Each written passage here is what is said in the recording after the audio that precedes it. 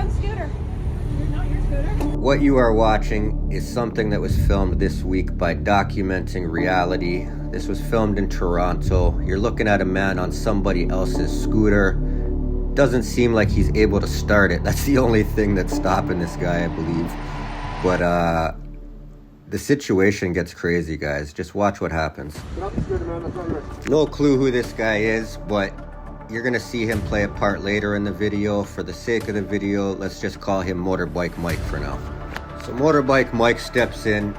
He tells the man to get off the scooter and tells the man to leave. As this is happening, he looks behind him and sees the police. He turns around, flags the police over. Hey, officer! Officer! Police came over immediately. He's trying to tell them that he didn't steal it, which he didn't yet. This is what you never do, guys. You're surrounded by police and he reaches inside of his jacket. Now this guy's lucky he didn't get... As you can see, he gets arrested. Arrest me, I'm fine, that's fine. And then you know what happens next. You know how it goes already, guys. Dude, I'm not gonna ask you again, okay? I'm not gonna ask you guys again. Back off! Back off! As you guessed it, the rights violations begin. No filming, of course, because they just electrified a man who was already under control, who left the property, got escorted out, and then was told to leave even further. Don't ask me what Motorbike Mike is doing here, guys. He became a cop all of a sudden. I don't know what's happening, but these guys have something to hide and they know it. Scooter.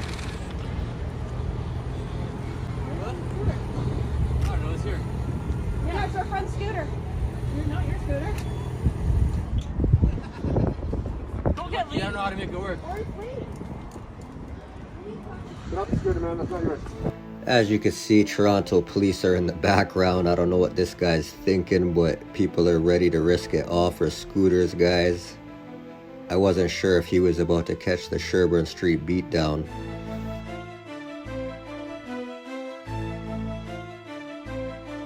This is also over a scooter.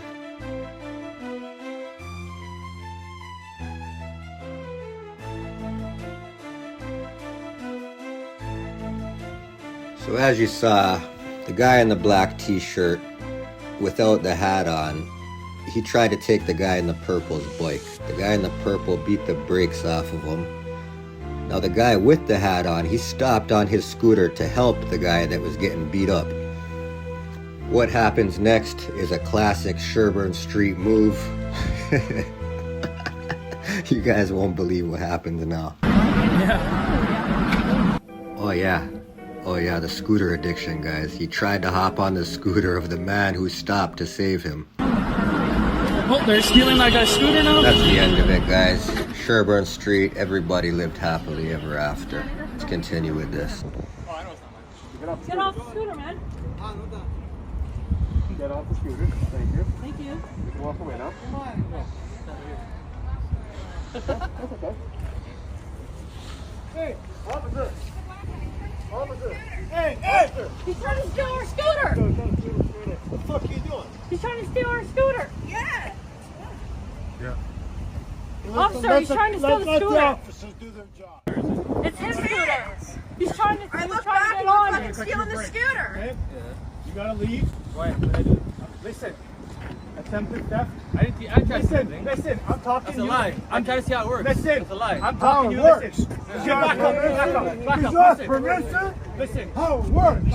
I have trespassed property from the authority. You're going to leave now. Failure to do so, you're going to place you under arrest. Leave now. Thank you and have a good day. Let's go. I will leave, but why? I just told you. I'm not repeating myself. I didn't steal the scooter. Let's go. Let's go.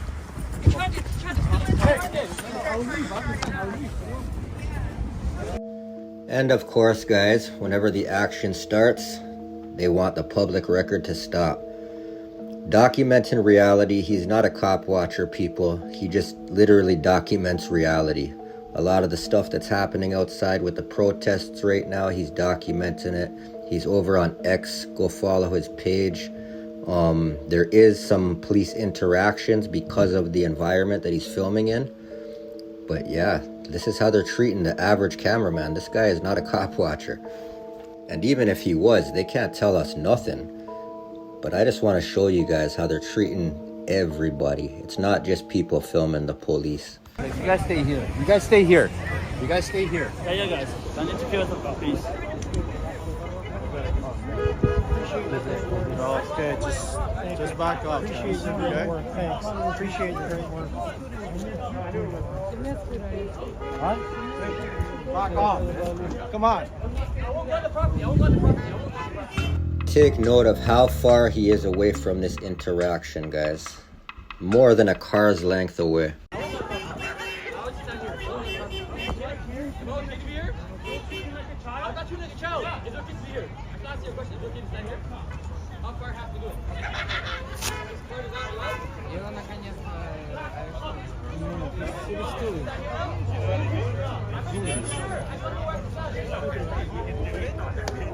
It's just, come on, man. Whoa, don't touch a cop, man.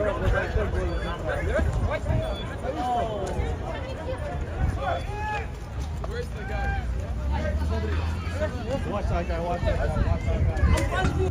Now I count a minimum of 7 officers right now who has this guy under full control, face down, arms up behind his back. And they still decide to electrify this guy. Just listen to the sound in the background, guys.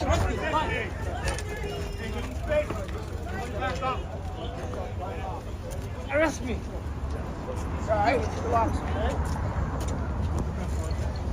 Arrest me, I'm fine. That's fine. Well, since they electrified him, of course, we got to get the cameras even further away. Can't have the public seeing this kind of stuff. Here comes the Care Bear. Here we go, guys. Dude, I'm not gonna ask you again, okay? I'm not gonna ask you guys again. Back off. Back off.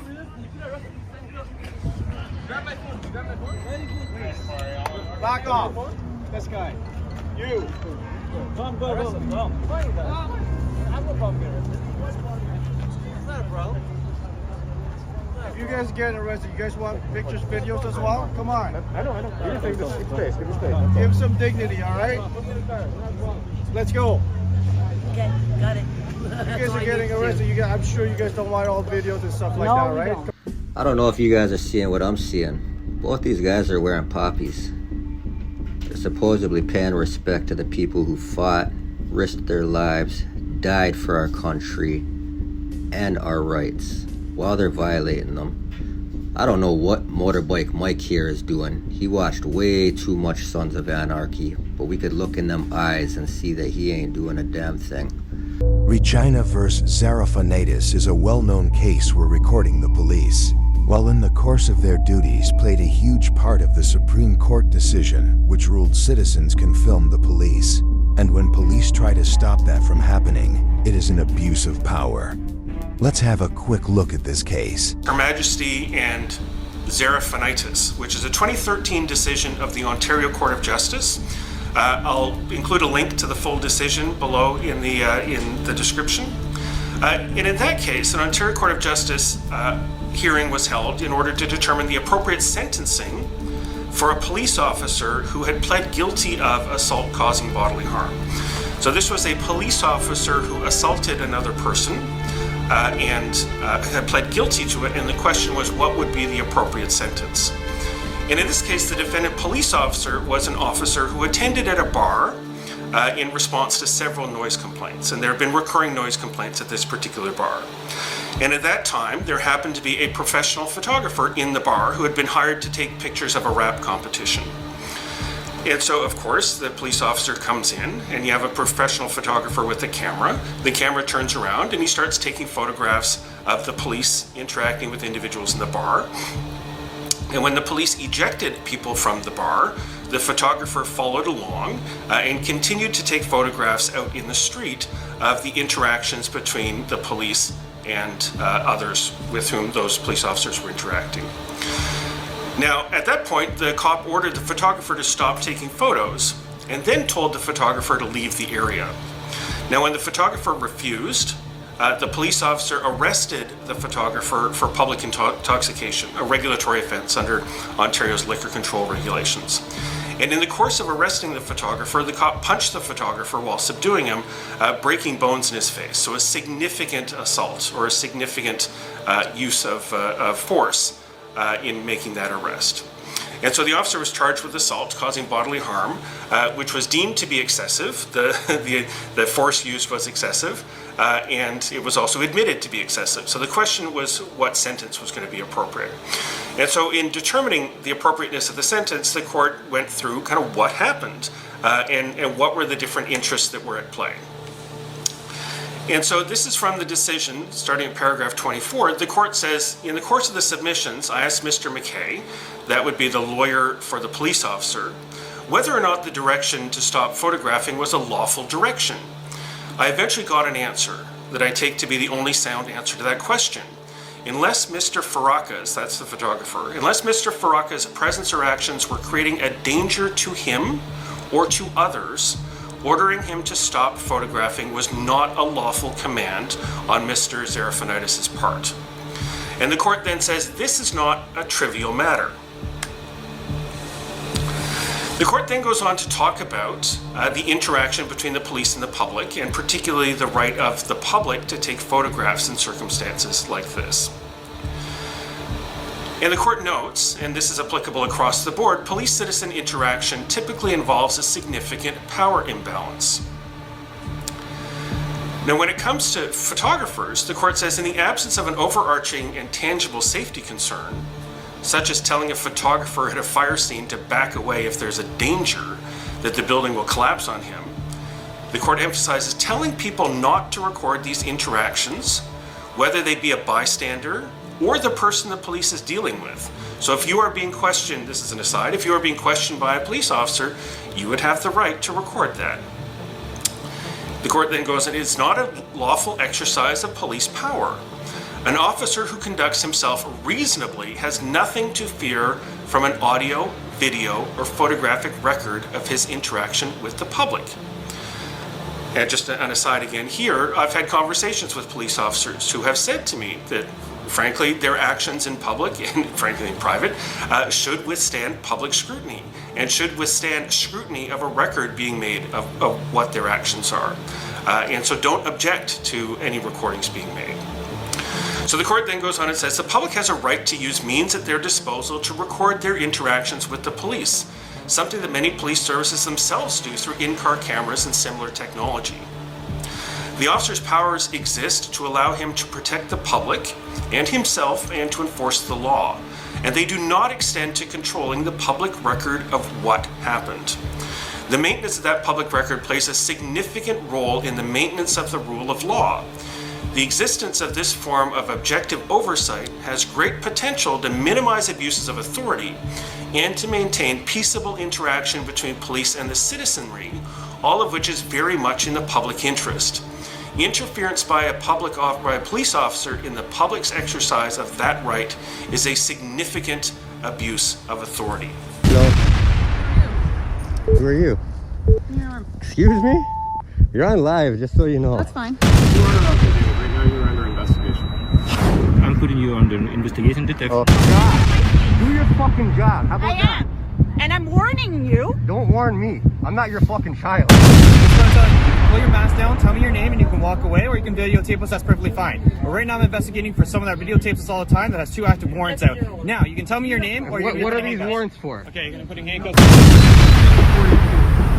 Look familiar? Look familiar? That's you. Anyways, hand behind your back. I'm being arrested, my people.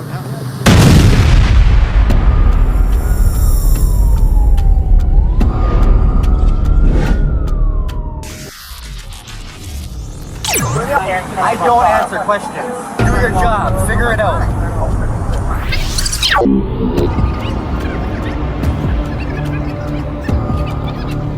Watch yourself, man. Don't fucking step on my foot. Don't step on my foot. So if you work with us, we can work with... I don't work with kids.